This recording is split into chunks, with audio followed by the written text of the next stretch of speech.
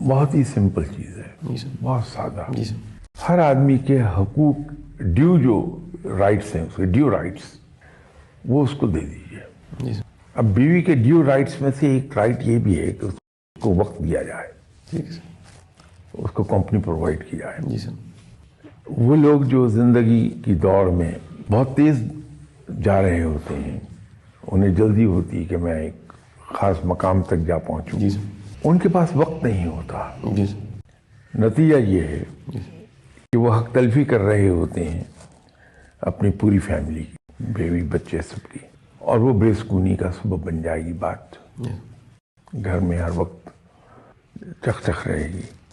یہ تو میں پہلی سٹیج کی بات کر رہا ہوں.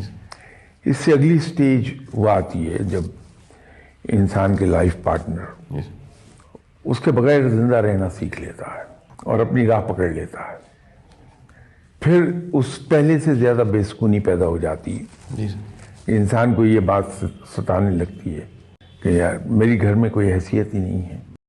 میں گھر آتا ہوں، میری بیوی سہیلیوں کے پاس گئی ہوئی ہے.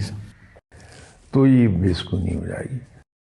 زندگی میں سکون حاصل کرنے کا آسان ترین راستہ ہے کہ دوسرے انسان کو، اپنے لائف پارٹنر کو، اپنے بچوں کو ان کے ڈیو رائٹس دے دیجیے.